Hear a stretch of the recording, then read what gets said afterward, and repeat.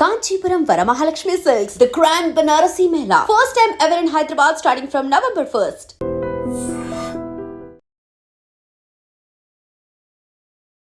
Hi, welcome to iDream. మామూలుగా ఓ cinema release అవుతుందంటే ఆ సినిమా లెక్కలు, ఆ సినిమా రీచ్ ఎంతవరకు హిట్ అవుతుంది, ఇలాంటి ఒక క్యాలిక్యులేషన్స్ వినిపిస్తూ ఉంటాయి. అయితే దుల్కర్ సల్మాన్ హీరోగా ఈ నెల 14న కాంతా మూవీ రిలీజ్ కాబోతుంది. ఈ సినిమా విషయానికి వస్తే ఈ సినిమా బ్యాక్ స్టోరీపై అనేక కథనాలు వినిపిస్తున్నాయి. సో ఇందులో ఇది ఒక హీరో బయోపిక్ అని, అప్పట్లో ఆ హీరో లైఫ్ స్టోరీ అందరినీ చాలా ప్రభావితం చేసిందని, బాగా వైరల్ అయిందని ఇలాంటి టాక్ వినిపిస్తుంది. ఇంతకీ ఆ హీరో ఎవరు, ఆ కథ ఏమిటి, కాంతా బ్యాక్ స్టోరీ ఏంటి, ఇలాంటి అన్ని విషయాలను భరద్వాజ్ గారిని అడిగి తెలుసుకుందాం. హాయ్ సార్, నమస్తే. నమస్తే. సార్, కాంతా అంటే ట్రైలర్ చాలా బాగుంది, రిలీజ్కి ముందు మంచి బజ్ వచ్చింది. బట్ ఆ కాంతా సినిమా వెనకాల ఒక పెద్ద హీరో లైఫ్ స్టోరీ ఉందని చెప్పేసి, ఇది ఆయన బయోపిక్ అని చెప్పేసి ఇలా కథనాలు వస్తున్నాయి. ఇది ఎంతవరకు నిజం? కథనాలు రావటం కాదండి, అది త్యాగరాజ్ భాగవతార్ అని సార్, తమిళ్ సూపర్ స్టార్. ఆయన ఓకే తమిళ్ సినిమా మొదటి సూపర్ స్టార్గా చెప్పుకుంటారు ఆయన్ని. ఓకే తిరుచిరాపల్లి నుంచి ఆయన ప్రయాణం మొదలైంది. మొదలైన తర్వాత అంటే వాళ్ళ ఫ్యామిలీ అక్కడికి వచ్చి సెటిల్ అయింది. సార్, సెటిల్ అయిన తర్వాత ఈయనకి చిన్నప్పుడే కర్ణాటక సంగీతం అవి నేర్చుకున్నాడు. యాక్చువల్గా స్వర్ణకార కుటుంబం వాళ్ళది. సార్, అయినప్పటికీ ఈ గాయకులకి లభిస్తున్నటువంటి ఒక ప్రామినెన్స్ని అతను చిన్నప్పుడే గుర్తించి ఒక గాయకుడిగా ఎదగాలి అనేటువంటి ప్రోగ్రాంలో భాగంగా ఆయన సంగీతం నేర్చుకుని కచేరీలు చేయాలి అని అనుకునేవాడు. సార్, ఆ టైంలో నటేష్ అయ్యర్ అని ఒక ఆయన ఆ ట్రిచ్చిలోనే రైల్వే ఆఫీసర్ ఆయన. సార్, ఆయనకి ఒక కల్చరల్ ఆర్గనైజేషన్ ఉండేది. ఆ కల్చరల్ ఆర్గనైజేషన్ తరఫున ప్రోగ్రామ్స్ ఇచ్చేవాడు ఆయన. వాళ్ళ ట్రూప్లో చేరాడు ఇతను. ఓకే చేరిన తర్వాత ఇతను స్టేజ్ మీద పాటలు పాడేవాడు. మొదట ప్రారంభం కచేరీలు చేసేవాడు. ఈ కచేరీలు అంటే త్యాగరాజ స్వామి అందరికీ తెలుసు. సార్, ఆయన ప్రేరణతోనే ఈ పేరు పెట్టారు ఆయనకి, త్యాగరాజ భాగవతార్ అని. సార్, అందులో భాగంగానే ఆయన కచేరీలు చేస్తూ ఉండేవాడు. చేస్తూ ఉన్న టైంలో అతనితో ఒక డ్రామాలో పెర్ఫార్మెన్స్ చేస్తే అలా ఉంటుంది అని నటేష్ అయ్యర్ గారికి అనిపించింది. అనిపించి భారతంలో అర్జునుడి కథ ఆధారంగా ఒక నాటకం చేసి దాని మీద స్టేజ్ ప్లే చేసినప్పుడు దానిలో యాక్ట్ చేశాడు ఇతను. సార్, అది చూసి అదే కథని పావలకోడి అనేటువంటి టైటిల్తో వీళ్ళు డ్రామా నడిపారు. దాన్నే సినిమాగా తీశారు. అదే మొదటి సినిమా ఆయన. ఏ ఇయర్లో జరిగింది ఇదంతా? ఇదంతా దాదాపుగా 43-42 కాలాలు. అప్పటికి భారతదేశానికి స్వతంత్రం రావటం అవన్నీ జరగలేదు. సార్, అయితే మనకి చాలామంది ఏమనుకుంటారంటే సౌత్ సినిమా పుట్టింది మెడ్రాస్లో అని అనుకుంటారు. కాదు, మెడ్రాస్ కంటే ముందు కలకత్తాలో కొంతకాలం, బొంబాయిలో కొంతకాలం సార్, ఇలా ప్రయాణాలు చేసి ఫైనల్గా మెడ్రాస్లో సెటిల్ అయింది సౌత్ సినిమా. మెడ్రాస్లో సౌత్ సినిమా సెటిల్ అయ్యి అక్కడ ప్రొడ్యూసర్లు వీళ్ళు ఏర్పడుతున్నటువంటి దశలో ఈ చెట్టియార్ గారు వాళ్ళు సినిమాలు తీయటం మొదలు పెడుతున్న దశలో ఈ నాటకం చూడటం జరిగింది. చెట్టియార్ గారే తీసాడు అది. సార్, తీసి ఆ సినిమాలో ఇతన్నే హీరోగా తీసుకున్నాడు. ఆ సినిమా పెద్ద హిట్ అయింది అక్కడ. ఓకే హిట్ అయిన తర్వాత డంకన్ అని ఒక అమెరికన్ డైరెక్టర్ కూడా ఇక్కడ సినిమాలు తీసేవాడు. ఆయన అంబికాపతి అని ఒక సినిమా తీశాడు ఈయనతోనే, ఇతని హీరోగా. అది పెద్ద హిట్. సార్, ఆ టైంలో వైవీరావు గారు, అదే మన లక్ష్మి అని హీరోయిన్ ఒక ఆవిడ అవును ఉన్నారు కదా, అవును సీనియర్ నటి. నటి, అవును ఆవిడ తండ్రి వైవీరావు, సార్, ఆవిడ తల్లి రుక్మిణి, ఆవిడ హీరోయిన్ సార్, ఆ రోజుల్లో. ఆవిడ ఫాదర్ వైవీరావు గారు, ఆయన డైరెక్టరు ప్రొడ్యూసరు. ఆయన చింతామణి మన నాటకం ఉంది కదా, అవును ఈ చింతామణి నాటకం కాళ్ళకూరు నారాయణరావు గారు రాసినటువంటి చింతామణి నాటకాన్ని తమిళ్లో సినిమా తీశాడు ఆయన. ఓకే ఆ సినిమాలో బిల్వమంగళుడి క్యారెక్టర్లో ఇతన్నే తీసుకున్నాడు త్యాగరాజ భాగవతాన్ని. సార్, ఆ సినిమా చాలా పెద్ద హిట్ అవ్వటం మాత్రమే కాకుండా తమిళనాడులో చాలా ప్రాంతాల్లో సినిమా థియేటర్లకు చింతామణి అని టైటిల్ పెట్టారు. అంటే ఆ లెవెల్ ఇన్ఫ్లుయెన్స్ చేసింది ఆ సినిమా. ఇలా ఆయన నటుడిగా సూపర్ సక్సెస్. 14 సినిమాలు చేస్తే అందులో 10 సూపర్ హిట్లు. ఓకే ఆయన టోటల్ కెరియర్లో చేసిన 14 సినిమాలే, అంతకు మించి లేవు. అయితే ఈ ప్రయాణంలో ఆయనకి శ్రీరాములు నాయుడు అని ఒక స్టూడియో ఓనర్తోనూ సార్. స్నేహము ఘర్షణ కూడా ఉండేది. ఇంకొక డైరెక్టర్తో కూడా ఘర్షణ ప్రేమ రెండు ఉండేవి. అలాగే రైటర్ గాను కమెడియన్ గాను నడిచినటువంటి కృష్ణన్ తర్వాత మధురం అని ఒక ఆర్టిస్ట్తో కలిసి వాళ్ళిద్దరూ పేరు రాజ్బాబు రమాప్రభ ఇలాగ పాత తమిళ సినిమాల్లో వాళ్ళిద్దరూ ఒక కామెడీ పేరు అది. సార్. అతనితోనూ స్నేహం ఉండేది దీనికి. వీళ్ళందరూ కలిసి మాట్లాడుకునేవాళ్ళు, ఘర్షణ పడేవాళ్ళు, ఇవన్నీ నడిచేవి. అయితే ఈ క్రమంలోనే ఒక హిందూ నేషన్ అని చాలా పాపులర్ పత్రిక అది తమిళనాడులో. పాపులర్ అంటే అది ఒక రకంగా ఎల్లో జర్నలిజం అనే దానికి అదొక ప్రతీక. ఆ పత్రిక గాసిప్స్ రాసేవాళ్ళు వాళ్ళు ప్రధానంగా. సార్. అంటే ప్రతి ఒక్కళ్ళ మీద వాళ్ళ ఎఫ్ఐఆర్ ఏదో ఒకటి రాయటం ద్వారా కొంత బెదిరించటం ఆ రోజుల్లోనే. ఇది 40 ప్రాంతాల్లోనే ఈ కథ నడిచేది అక్కడ. ఈ హిందూ నేషన్ అనేది తర్వాత పెట్టిన పేరు. దీనికి ముందు ఒక తమిళ పత్రిక నడిపాడు ఆయన. ఆ తమిళ పత్రికలో వీళ్ళ గురించి అసభ్యంగా రాయటము, అలాగే ఈ సినిమా స్టూడియోల్లో వర్కింగ్ స్టిల్స్ ఉంటాయి కొన్ని. వర్కింగ్ స్టిల్స్ అంటే ఎవరో ఒక అమ్మాయితో ఇతను మాట్లాడుతూ ఉంటాడు సెట్లో, ఆ ఫోటో ఎవరో తీసేసి పంపిస్తారు. దాని ఆధారంగా వాళ్ళిద్దరి మధ్య ఏదో ఉందని చెప్పి ఒక కథ రాసేస్తారు వీళ్ళు. ఇలాంటి కథలు రాస్తున్న సందర్భంలో చాలామందిని ఇబ్బంది పెట్టాడు అతను. లక్ష్మీకాంత్ అతను ఇబ్బంది పెడుతున్నటువంటి సందర్భంలో అతనితో వీళ్ళు ఘర్షణ పడ్డారు ఈ ముగ్గురు. ఒక పంచాయతీ జరిగింది. ఈ పంచాయతీ ఈ శ్రీరాములు నాయుడు గారు కొంచెం సీరియస్ వార్నింగ్లు ఇచ్చాడు అతనికి. ఈ ఘర్షణ అంతా జరుగుతున్న క్రమంలోనే వీళ్ళ మధ్య అంతర్గతంగా గొడవలు ఉండేవి, వీళ్ళ మధ్య కూడా ఫ్రెండ్స్ మధ్య.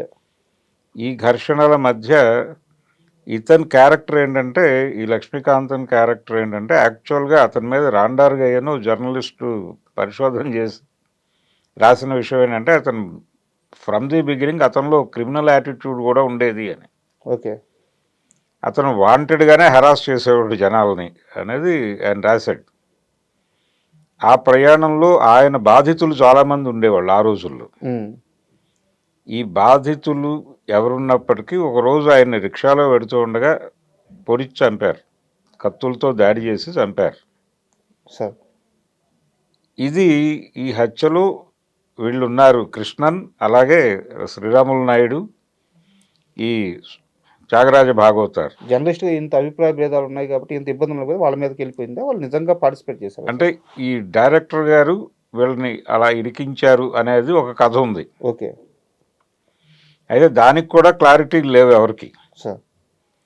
ఫైనల్గా వీళ్ళ ముగ్గురు అరెస్ట్ అయ్యారు ఆ కేసులో. అరెస్ట్ అయ్యే వరకు ఇతను తమిళనాడులో సూపర్ స్టార్. పోలీసు వారు అరెస్ట్ చేశారు ఇతన్ని. అప్పుడు ప్రాసిక్యూషన్ తరఫున రాజగోపాలాచారి గారిని వాదించమన్నారు. ఆయన చేశాడు కానీ అది వీళ్ళకి శిక్ష పడింది, లోపల వేశారు. 3 సంవత్సరాల తర్వాత రివ్యూ కమిటీ దీనిలో వీళ్ళు బయటకు వచ్చారు, నిర్దోషులుగానే బయటకు వచ్చారు. అంటే సరైన సాక్ష్యాధారాలు పరిగణనలోకి తీసుకోకుండా వీళ్ళని కన్విక్ట్ చేసి జైల్లో పెట్టారు అని కమిటీ అభిప్రాయపడటం చేత 3 ఏళ్ల తర్వాత వీళ్ళు విడుదలయ్యారు. విడుదలయ్యే నాటికి బయట పరిస్థితులు మారిపోయినాయి. 3 ఇయర్స్కి మారిపోయినాయి. కొత్త నటులు వచ్చేసారు, ఎంజీఆర్ లాంటి వాళ్ళు వచ్చేసారు. నెమ్మదిగా సినిమా టర్న్ మొదలైంది. బాంబే నుంచి మెడ్రాస్కి వలసలు పెరిగాయి. ఈ కండిషన్లో ఆయన మీద ఈ హత్య కేసులో అరెస్ట్ అయ్యాడు అనేటువంటి ఒక ముద్ర పడటంతో అతన్ని లీడ్ రోల్స్లో తీసుకోవడానికి కొంత సంశయాలు మొదలైనాయి. ఈ సంశయాలు మొదలవుతున్న టైంలో కూడా ఆయన కొన్ని సినిమాలు చేశాడు కానీ అవి వర్కౌట్ అవ్వలేదు. అన్ని క్యారెక్టర్లు చేస్తానన్నాడు. హీరోగానే కాదు, ఏ క్యారెక్టర్ అయినా చేస్తాను అని చెప్పాడు. ఈ క్రమంలోనే ఆయన మామూలు ప్రైవేట్ ఆల్బమ్స్, పాటలు పాడటం, ఈ కార్యక్రమం నడిచేది. ఈ నడుస్తున్న క్రమంలో 59లో చనిపోయాడు ఆయన. ఈ చనిపోయే వరకు ఆయన దేవాలయాలకు వెళ్ళటం, ఆధ్యాత్మిక జీవితం ఇవన్నీ ఉన్నాయి. అయితే ఈయన జీవితంలో జరిగినటువంటి ఆ సంఘటనలు, ఆయన హీరోగా ఎస్టాబ్లిష్ అవటము, ఆ ఎస్టాబ్లిష్ అవుతున్నటువంటి క్రమంలో ఆ డైరెక్టర్తో ఆయనకున్నటువంటి ఘర్షణలు, అలాగే ఒక స్టూడియో ఓనర్గా శ్రీరాములు నాయుడుతో వీళ్ళకున్నటువంటి ఘర్షణలు, ఆయన తెలుగు నేపథ్యం ఉన్న వ్యక్తి. ఆ తర్వాత ఈ కృష్ణన్ అనేటువంటి కమెడియన్ రైటరు ఈయనతో ఉండేటువంటి ఘర్షణలు, ఇందులో నుంచి కొన్ని ఎలిమెంట్స్ని ఏరి ఈ కాంతా అనేటువంటి సినిమా తీశారు అనేది మనకి బయటకు వచ్చిన వార్త. దాదాపు ఇదే వార్త అన్ని చోట్ల సర్క్యులేట్ అవుతోంది. ఇది యాజ్ ఇట్ ఈజ్గా త్యాగరాజ భాగవతారి జీవితంలో నుంచి తీసుకున్నటువంటి ఎలిమెంట్స్తోనే చేశారని సముద్రఖని ఆ డైరెక్టర్ క్యారెక్టర్లో కనిపిస్తున్నాడు. మనం ట్రైలర్లు చూసాం. దుల్కర్ సల్మాన్ భాగవతార్ గారి క్యారెక్టర్లో కనిపిస్తున్నాడు. ఈ సందర్భంగా ఆ డైరెక్టర్ మీద హీరో దౌర్జన్యం చేయటం లాంటి సన్నివేశాలు కూడా ఉన్నాయి దానిలో. డైరెక్టర్ని పక్కకి నెట్టేయటం అంటే ఇది కేవలం ఆయన జీవితంలో జరిగిన వ్యవహారమే కాదు. చాలామంది డైరెక్టర్లకి హీరోలకి మధ్య ఘర్షణలు ఉంటాయి. రీసెంట్ టైమ్స్లో చిరంజీవి గారు ఒక ఇంటర్వ్యూలో మాట్లాడుతూ, నా జీవితంలో నా ఎదుగుదలకు తోడ్పడినటువంటి దర్శకులు అని ఆయన మాట్లాడుతూ, అనుకోకుండా ఆయన కాన్షియస్గా చేయలేదు ఆ పని, అనుకోకుండానే కోదండరామిరెడ్డి గారి పేరు మిస్ చేశాడు. మిస్ చేయగానే అయిపోయింది, ఆ ఇంటర్వ్యూ అయిపోయింది, అది బయటకు వచ్చేసింది. ఆ తర్వాత కోదండరామిరెడ్డి గారిని ఇంటర్వ్యూ చేస్తూ, ఆ రోజు చిరంజీవి గారు మీ పేరు చెప్పలేదని వీళ్ళు ప్రత్యేకంగా మెన్షన్ చేసినప్పుడు, అవును చూశారు, నాకు బాధ అనిపించింది అన్నాడు ఆయన. ఇప్పుడు కృష్ణ గారి కెరియర్ గురించి మాట్లాడేటప్పుడు అనివార్యంగా కేఎస్ఆర్ దాస్ గురించి మాట్లాడి తీరాలి. అలాగే చాలా సందర్భాల్లో ఇప్పుడు రాఘవేంద్రరావు గారు రామారావు గారితో తనకున్న అనుబంధం గురించి చెప్పుకుంటాడు. కానీ అడవి రాముడు అనే సినిమాకి రామారావు గారు సజెస్ట్ చేసిన డైరెక్టర్ ఎస్డి లాల్ అనేది ఎవరు మాట్లాడరు. ఇలా కొన్ని ఉంటాయి చరిత్రలు. అయితే ఈ ఘర్షణలు హీరోలకి డైరెక్టర్లకి మధ్య సన్నివేశ కల్పనకు సంబంధించి ఘర్షణలు నడవటం ఇవన్నీ సహజం. అంటే పర్టికులర్గా ఈ కాంతా సినిమాలో ఆ డైరెక్టర్ హీరోకి మధ్య ఘర్షణ ఒక అమ్మాయి వల్ల వచ్చినట్టు చూపిస్తున్నారు షార్ట్స్. అదే ఇప్పుడు ఆ అమ్మాయితో ఎఫ్ఐఆర్ ఉందని వాడు రాసాడు కదా అక్కడ, అందులో పత్రికలో వచ్చింది. ఆ హిందూ నేషన్, అప్పటికి హిందూ నేషన్ లేదు, ఆ తర్వాత హిందూ నేషన్ వచ్చింది. హిందూ నేషన్ పత్రికకి ముందు వెర్షన్లో ఆయన రాశాడు ఇవన్నీ.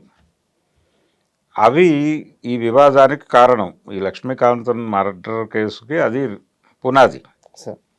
వీళ్ళందరికీ కలిపి రకరకాల ఎఫ్ఐఆర్లు రాసేవాడు ఆయన, ఉన్నా లేకపోయినా ఆయనకు దాంతో సంబంధం లేదు. ఒక గాసిప్ క్రియేట్ చేయడానికి కంటెంట్ దొరికితే ఆ పని మీద ఉండేవాడు ఆయన. చాలా సందర్భాల్లో ఇది తెలుగులో కూడా కొన్ని పత్రికలు ఉండేవి ఆ టైంలో. కామేశ్వర శర్మ గారు అని ఒక ఆయన ఉండేవాడు. కాగడ అని ఒక పత్రిక నడిపాడు ఆయన. కాగడ కామేశ్వర శర్మ అంటే చాలా పాపులర్ ఆ రోజు. ఆయన నేరుగా హీరోలు ఆయనకి డబ్బులు ఇచ్చేవాళ్ళు. ఆయన ఏదైనా ఆర్థికంగా ఇబ్బందుల్లో ఉంటే హీరోలు కృష్ణ గారు డబ్బులు ఇచ్చేవాడు ఆయనకి. కొంచెం అటు ఆ ఏరియాకి వెళ్లకుండా ఆయన తన్ని తాను కంట్రోల్ చేసుకుంటూ ఉండేవాడు.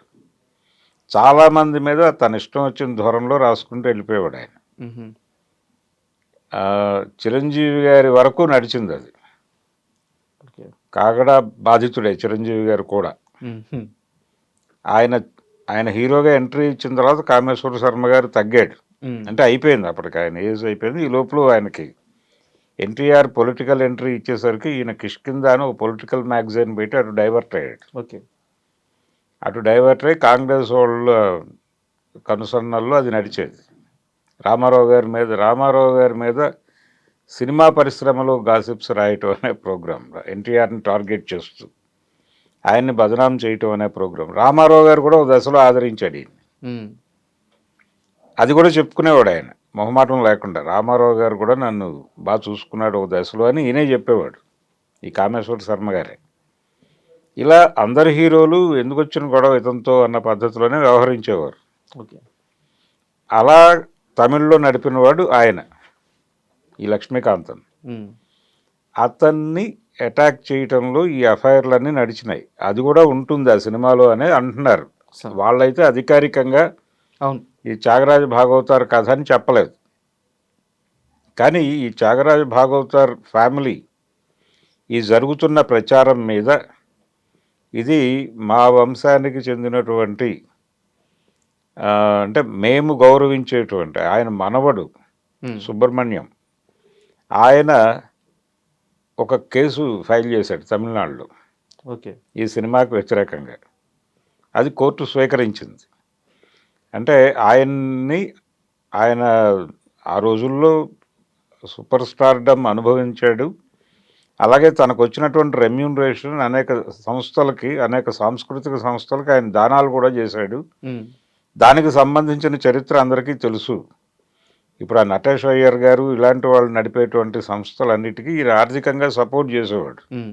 ఈయన సినిమాల్లోకి సంపాదనకు వెళ్ళిన తర్వాత ఇవన్నీ మెన్షన్ చేస్తూ ఆయన కీర్తి ఇలా ఉంటే బయట, అంటే ఆ కేసు వాంటెడ్గా పెట్టారు, ఆయన ఇబ్బంది పెట్టడం కోసం పెట్టిన కేసు, దాని వెనకాల కాన్స్పరసీ ఉందని అందరికీ తెలుసు. ఆ కేసు కోర్టు ఆయన నిర్దోషిగా ప్రకటించి కదా బయటకు వదిలేసింది. అంతే కదా. వదిలేసిన తర్వాత ఆయన లైఫ్లో ఏదో మిస్టరీ ఉందని మీరు సినిమా తీస్తే ఎలాగా? అంటే ట్రైలర్ కంటెంట్ చూసినప్పుడు ఏదో కొంచెం అనుమానాస్పదంగా ఉన్నాయి అందులో సన్నివేశాలు. కాబట్టి ఇది త్యాగరాజ భాగవతార్ని అవమానపరచటం అనే ప్రోగ్రాం ఏదో ఉంది దీనిలో అని మేము భావిస్తున్నాం. ఈ సినిమా విడుదల ఆపండి, రేపు 14వ తారీఖు రిలీజ్ ఉంది. అది వీళ్ళు కోర్టుకు వేశారు.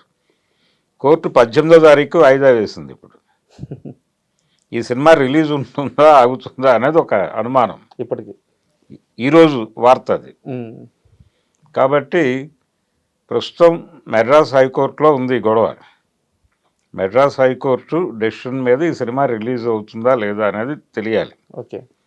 అయితే రీసెంట్ టైమ్స్లో చాలా సినిమాలకు సంబంధించి ఇలా కోర్టుకు వెళ్ళటము, కోర్టు వాయిదాలు నడుస్తూ ఉన్న క్రమంలోనే సినిమాలు రిలీజ్ అవటం కూడా చూసాం మనం. అలా ఈ సినిమా కూడా రిలీజ్ అయిపోతుంది. ఎందుకంటే ఆల్రెడీ కమిట్మెంట్స్ అయిపోయినాయి, బుకింగ్స్ ఓపెన్ అయినాయి. అయితే ఇంకొక వెర్షన్ ఏంటంటే దీనిలోనే ఈ కేసు ఈ నేపథ్యంలోనే ఒక అంటే ఇలాంటి గొడవలు జరిగినప్పుడు అనేక ఊహాజనిత కథనాలు కూడా మార్కెట్లోకి వస్తాయి. అంటే వండిన వార్తలు కూడా వచ్చేస్తాయి. అలా వండిన వార్తల్లో ఒకటి ఏంటంటే బుకింగ్స్ అంత అద్భుతంగా లేవు దీనికి అని. బుక్ మై షోలోను అక్కడ ఆన్లైన్ బుకింగ్స్ ఓపెన్ అయినాయి కానీ డల్గా నడుస్తున్నాయి. ఇక్కడ మాత్రమే కాదు, తమిళనాడులోనూ అదే పరిస్థితి ఉంది, మలయాళంలో కూడా అదే పరిస్థితి ఉంది దుల్కర్ సల్మాన్ ఉన్నప్పటికీ. సో దీన్ని రైజ్ చేయటం కోసం ఈ కోర్టు కేసుని వాంటెడ్గా వీళ్ళే క్రియేట్ చేశారు అనే కథనం కూడా ఒకటి కొన్ని వెబ్సైట్ల వారు రాసేశారు. వారు సొంతగా అంతే.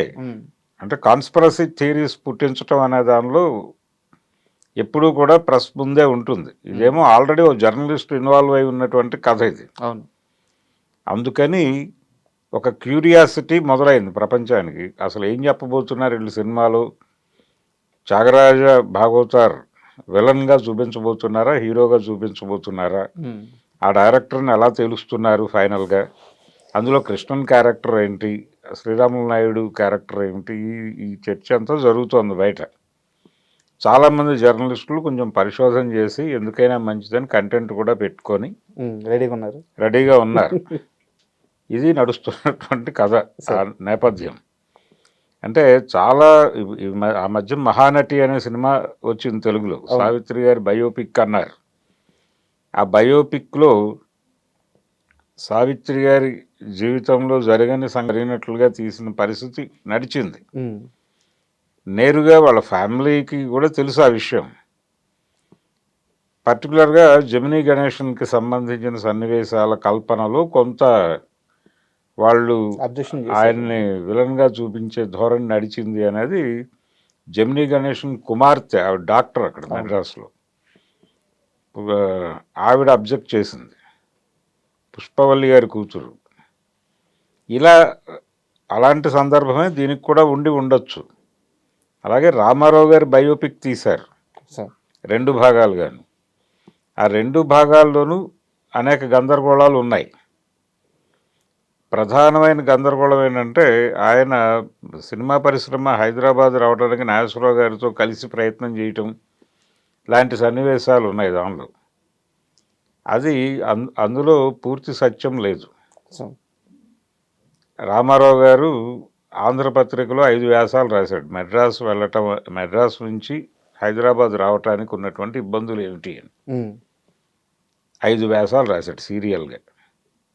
ఏం జరగాల్సి ఉంది, ఏం జరిగితే వస్తుంది, ఇది ఒక హీరో ఇక్కడి నుంచి షిఫ్ట్ అయిపోయినంత మాత్రాన్ని ఇండస్ట్రీ వెళ్ళిపోతుంది అనేది భ్రమ అని రాయటం మాత్రమే కాకుండా రంగారావు గారి చేతుల మీదుగా బ్రహ్మానందరెడ్డి గారికి ఆ రోజుల్లోనే ఒక విజ్ఞాపన పత్రం ఇవ్వటం కూడా జరిగింది, ఎస్వి రంగారావు గారి చేతుల మీదుగా. ఓకే. రామారావు గారు డాష్ మీద లేకుండా ఆయన వెనకాల ఉండి నడిపించాడు ఆ సీన్ అంతా. అదే తెలుసు అందరికీ. కాబట్టి ఇవేవి ఉండవు ఆ సినిమాలో. అవును. అలా బయోపిక్ల్లో నిజంగానే వాళ్ళ జీవితం ఉంటుందా అనేది అదొక బ్రహ్మ పదార్థం. ఇలాగే ఇది కూడా ఆ లైఫ్ అదొకటే కాదు, చాలామంది హీరోలకి, చాలామంది డైరెక్టర్లకి, చాలామంది జర్నలిస్టులతో గొడవలు కూడా ఉంటాయి న్యాచురల్గా. పవన్ కళ్యాణ్కి ఆంధ్రభూమికి ఒక గొడవ జరిగింది కదా, మోహన్ బాబుకి ఆంధ్రభూమికి ఒక గొడవ జరిగింది కదా. చిత్రభూమి అని ఒక సినిమా మ్యాగజైన్ ఉండేది ఆంధ్రభూమి వాళ్ళకి. ఆ చిత్రభూమి మెడ్రాస్ రిపోర్టర్తో మోహన్ బాబు గారు ఘర్షణ పట్టడం అనేది ప్రపంచం మొత్తానికి తెలుసు ఆ రోజుల్లో. అలా పవన్ కళ్యాణ్ గారు ఘర్షణ పట్టము, ఆయన పాదయాత్ర చేసి క్రానికల్ ఆఫీస్ దగ్గరికి వెళ్ళి కూర్చోవటం, ఆ వ్యవహారం అంతా తెలుసు. సో ఇలాంటి సంఘటనలు అనేకం ఉంటాయి ఇండస్ట్రీలో. వాటన్నిటినీ గుర్తొచ్చేలాగా ఒక కథ ఏదో అల్లుకున్నామని వాళ్ళు చెప్తున్నారు ఇప్పుడు కొత్త వెర్షన్. కానీ మొన్నటిదాకా మాత్రం, అంటే ఈ కేసు గొడవ జరగడానికంటే ముందు వరకు కొంత ఆ కథనే సినిమా తీస్తున్నారు అనేటువంటి అభిప్రాయాన్ని కూడా కలిగించారు. ఏ కథని, ఈ త్యాగరాజ భాగవతార్ కథనే తీస్తున్నారు అని. తమిళనాడు సూపర్ స్టార్ ఆయన, మొదటి సూపర్ స్టారు. ఆయన తర్వాత వచ్చిన వాడు ఎంజీఆర్ వెళ్ళిపోయిన తర్వాత సూపర్ స్టార్ అయిన వాడు రజనీకాంత్. ఈ పరంపరలో ఆయన మొదటి సూపర్ స్టారు. నిజానికి అప్పటికి తెలుగు, తమిళంలో కూడా సినిమాలు చేస్తూ దాదాపు వేదలపాట్లు అనే సినిమాకి ₹1,00,000 రెమ్యూనరేషన్ తీసుకున్నట్టు ఆ రోజుల్లో నాగయ్య గారు కూడా ఉన్నాడు, మన చిత్తూరు నాగయ్య గారు. ఇలా ఆనాటి మెడ్రాసు, ఆనాటి వాతావరణము, ఆనాటి పరిస్థితి, రకరకాల ప్రాంతాల నుంచి అక్కడికి మెడ్రాస్ చేరుతూ ఉన్నారు. అప్పటికి మెడ్రాస్ అనేది ఒక ఫిలిం హబ్గా డెవలప్ అవుతున్నటువంటి తొలి దశ అది. తెలుగు ప్రాంతాలకు చెందినటువంటి నాగిరెడ్డి, చక్రపాణి, బిఎన్ రెడ్డి గారు వీళ్ళందరూ అక్కడికి చేరటం, ఎల్వి ప్రసాద్ గారు, అలాగే పివి దాస్ గారు బందర్ ఆయన వెళ్ళి అక్కడ వేల్ పిక్చర్స్ అని కొంతమందితో కలిసి స్టూడియో పెట్టడం, ఇదంతా ప్రారంభ సన్నివేశం. మెడ్రాస్ అనేది ఏర్పాటుకి రంగం సిద్ధమవుతున్నటువంటి దశ అది. అప్పటి వాతావరణము, దానిలో కొంత మ్యాజిక్ ఉంటుంది. నిజానికి తీయదలుచుకుంటే ఇది త్యాగరాజ భాగవతార్ జీవితం అని చెప్పకుండా మెడ్రాస్ ఫిలిం హబ్గా డెవలప్ అవుతున్నటువంటి సందర్భము, ఎవరెవరి మనసుల్లో ఏమేమి ఉండేవి అనే పద్ధతుల్లో కథను నడిపినా బాగానే ఉంటుంది. అంటే నిజానికి అప్పటికి మెడ్రాస్ అనేటువంటిది ఆంధ్రాకి కూడా క్యాపిటల్లే, హైదరాబాద్తో సంబంధం లేదు. అప్పుడు మెడ్రాసే క్యాపిటల్. ఏది రామారావు గారు ఇండస్ట్రీకి వెళ్ళినప్పుడు, నాగేశ్వరరావు గారు ఇండస్ట్రీకి వెళ్ళినప్పుడు మెడ్రాసే క్యాపిటల్. ఆయన స్వతంత్రం వచ్చిన సంవత్సరమే వెళ్ళాడు, 47లో వెళ్ళాడు ఈయన. అంతకంటే 3 ఏళ్ల ముందు వెళ్ళాడు ఆయన. అంతకు ముందు కూడా వెళ్ళాడు. ఆయన బాలనటుడిగా కదా ఎంట్రీ ఇచ్చింది ధర్మపత్ని సినిమాలో నాగేశ్వరరావు గారు. కాబట్టి ఆ కథని సినిమాగా తీసుంటే, అంటే విభిన్న ప్రాంతాల నుంచి వచ్చి ఇక్కడ ఒక హబ్గా డెవలప్ అవటము, తర్వాత ఇక్కడి నుంచి వెళ్ళిపోవటము, ఆ నేపథ్యంలో జరిగిన సంఘటనలు కొన్ని వాస్తవాలే తీసి సరదాగా ఎంటర్టైనింగ్గా సినిమాని నడపచ్చు. కానీ వీళ్ళు ఒక ఎలిమెంట్ అనుకున్నారు, ఒక పర్టికులర్ ఎలిమెంట్ అనుకున్నారు. దాని మీద ఇప్పుడు రకరకాల సంఘటనలు తీసుకోవచ్చు. సినిమా ఇండస్ట్రీలో కథలు అంటే రాలిపోయినటువంటి తారామణులు చాలామంది ఉన్నారు కదా. మనకి బాగా పాపులర్ కేసులు ఉన్నాయి. సిల్క్ స్మిత కథ ఆల్రెడీ వచ్చింది, అవును, దివ్యభారతి కథ అన్నారు. ఇలా రకరకాల కథలు ఉన్నాయి. ఎందుకు వీళ్ళు వయసు మళ్ళిన నిర్మాతలను పెళ్లి చేసుకుంటారు, ఇలాంటి కథలు తయారు చేసిన డైరెక్టర్లు కూడా ఉన్నారు. ఏది శ్రీదేవి వీళ్ళ నేపథ్యంలో. కాబట్టి ఇదొక కథ ఇప్పుడు రిలీజ్ అవుతుందా లేదా అనేది చిన్న అనుమానాస్పదంగా ఉన్నటువంటి పరిస్థితి. రేపు 14వ తారీఖు సినిమా రిలీజ్ అయిన తర్వాత అసలు ఏముంది దానిలో అనేది మళ్ళీ మాట్లాడుకుందాం. చాలా థ్యాంక్ యూ గురుగారు. ఎందుకంటే ఇంత కథ ఉంది, ఇంత నేపథ్యం ఉందని మాకు తెలియదు. సో చాలా క్లియర్ కట్గా చెప్పారు. మరి మీరు అన్నట్టు సినిమా రిలీజ్ అయిన తర్వాత అక్కడ కథ ఏంటి, ఎలాంటి ట్రీట్మెంట్ చేశారు, ఎలాంటి ఎలిమెంట్స్ టచ్ చేశారు అనేది మనం చూసినాక మళ్ళీ మాట్లాడుకుందాం. Thank you. And don't forget to subscribe to iDream. And for more videos, please subscribe to iDream. Please subscribe to iDream. Please subscribe iDream. And please subscribe to iDream. For more videos, subscribe to iDream. please like, share and subscribe to the channel. Congratulations, iDream. Subscribe to iDream. Subscribe to iDream. So subscribe to iDream Media. iDream team andarki huge congratulations. Please subscribe iDream Media. Please subscribe to iDream. Subscribe iDream. Please subscribe to iDream. iDream అంటే నా కళల ఛానల్ను subscribe చేసుకున్న నోరు తిరుగుతలేదు, మీరైతే గంట గుర్తు కొట్టండి. For more such videos, please subscribe to iDream. Subscribe to iDream. Please subscribe to iDream. Please subscribe iDream Media. Please do subscribe to iDream. Please subscribe to iDream Media. For best entertainment and information, please subscribe iDream.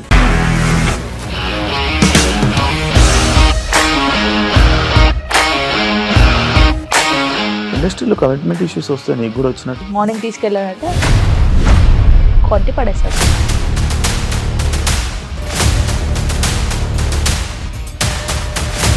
ఒక్కళ్ళు కూడా చూడలేదు ఈ cinema అని చెప్పడానికి కూడా చాలా ధైర్యం కావాలి. అది నిజం కదా, దాంట్లో ధైర్యం ఏంటి? ఇది నెక్స్ట్ డే ప్లేట్ మార్చేస్తే తప్పు కదా. As of now, we are comfortable this అని నేను అనుకుంటున్నాను. రష్మిక గారిది మీది ఒకే ఊరంట కదా.